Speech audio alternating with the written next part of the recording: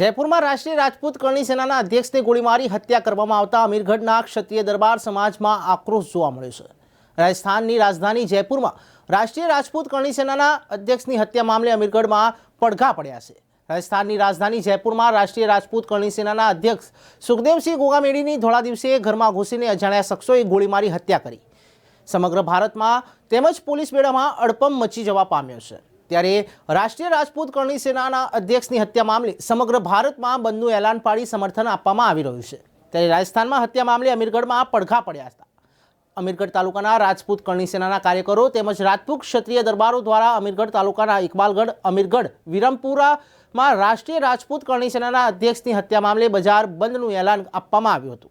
ત્યારે ઇકબાલગઢ, અમીરગઢ અને વિરમપુરના વેપારીઓએ બજાર સજ્જડ બંધ રાખી સમર્થન આપ્યું હતું।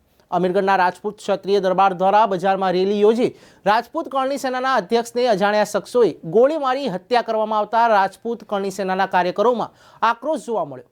રાજપૂત કરણી સેનાના અધ્યક્ષને ગોળી મારી હત્યા કરવામાં આવી છે, ત્યારે આવા નરાધમ શખ્સોને જાહેરમાં ગોળી મારી દેવામાં આવે અને આકરામાં આકરી સજા આપવામાં આવે અને ન્યાય આપવામાં આવે તેવી માંગ સાથે આક્રોશ જોવા મળ્યો હતો। આજે અમીરગઢ તાલુકાની અંદર અમારા સુખદેવસિંહ દાદાની હત્યા કરવામાં આવી છે। એને અમારા રાજપૂત કરણી સેનાના અધ્યક્ષની હત્યા કરવામાં આવી છે। એમના આકાઓને આ ભાજપ સરકાર એમને કેનેડાની અંદર આજે તેઓ બેઠા બેઠા આ લોકોની હત્યા કરાવે છે, તો એ લોકોને એને ઉપાડીને લાવીને એમને સીધી એમને ફાંસી આપે। બરોબર, અમારી આ એક જ માંગ છે કે હત્યારાઓને ફાંસી આપે। અમીરગઢ તાલુકામાં અને ઇકબાલગઢમાં રાષ્ટ્રીય રાજપૂત કરણી સેનાના રાષ્ટ્રીય અધ્યક્ષ એવા સ્વર્ગસ્થ સુખદેવસિંહ ગોગામેડીની હત્યાના અનુસંધાને અમારા આજુબાજુના તમામ રાજપૂત સિવાયના અન્ય કોમોના દરેક 36 કોમોના સૌ સાથે મળી અને એમના હત્યારાઓને તાત્કાલિક ધરપકડ કરી અને એમને ફાંસી આપવામાં આવે, એ જ અમારી સૌની ઉગ્ર માંગ છે।